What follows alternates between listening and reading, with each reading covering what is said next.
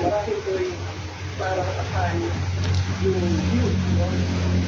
Dito sa mga hindi nakita yung kanilang galawan at kung sino na loob ng bahay. Kaya kaya ay yung mga gamit naman ito ay burner tin at burner coal.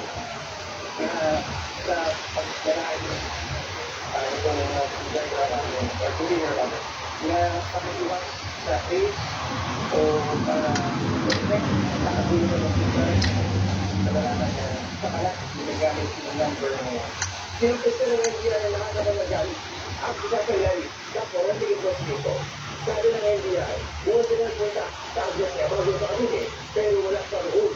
Dahil ko ito na para sa KWP na ayaw nito kay Rodo ay pagpare-ari ng isang politiko. Pero sinabi sa pangalanan nito. Enemies ahead! Hindi na mong gano'n kaya ng NBI, ano wala kayo? Ito wala kayo, hindi ko lang.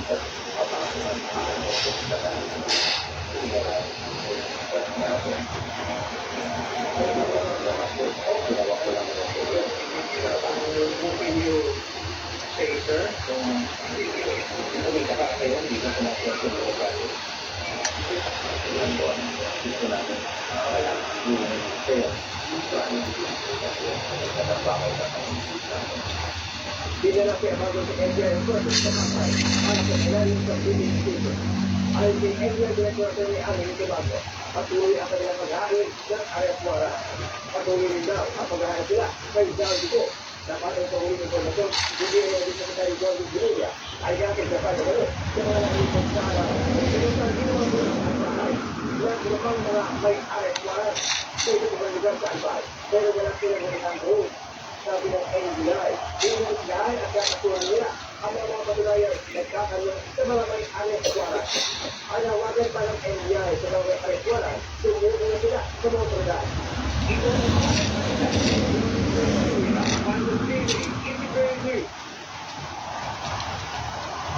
panibagong bantay bagyo tayo ngayon, nakakaroon natin live si Sir Mary Maria, weather specialist na sa Pagasa. Sir Mary, morning.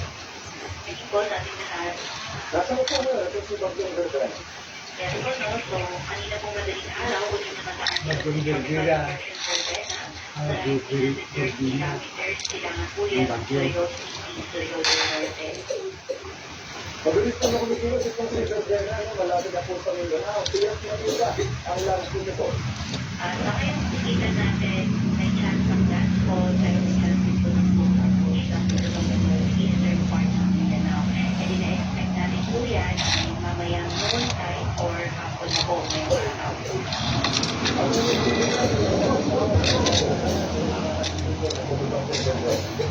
So, nakikita po natin yung area natin actually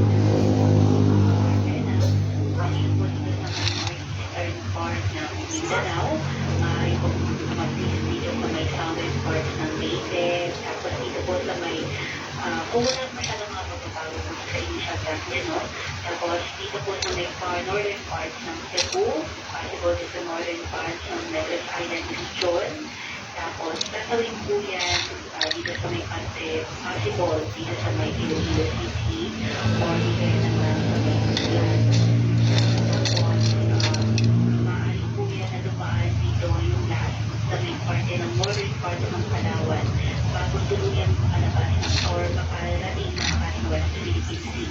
So, kung hinilan po natin halos similar track po sila dun sa madinaanan ni Bagyong Tino. Ang laki lang po ang nagiging ng lahat kung nabati mo nila. So nakikita po natin ay posible po na magtuloy-tuloy yung mga paulan dito sa mesing bahagi ng Visayas, especially nga po up until Wednesday, nakikitaan pa rin po natin na may mga paulan pa dito sa may western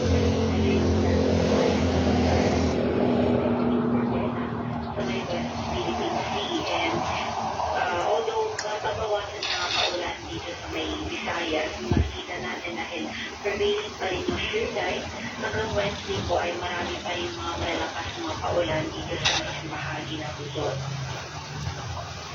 Sir Mary, ito last question mo, pagdating sa po buwan ng Diyos, may nasa po ba kayo papasok na naman ito? Yes po, no? So, matapos po itong trigger din yung ating tropical cyclone potential, may nakita po na isang posibleng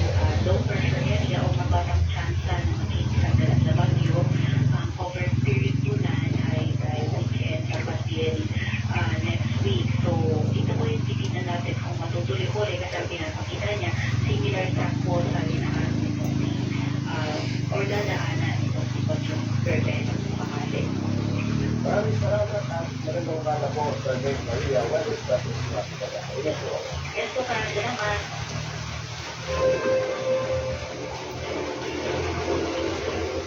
Arestado ang isang dati ng pulis matapos pagkatukan ng baril ang nakaalitan niyang kapitbahay sa Maynila. Ang kapatid ng biktima, inano pa ng baril sa ulo. Sumandi mabigay na pakaya ng suspect. Ayun ang balita si Bea Penda. Dumapit sa ulo ng lalaki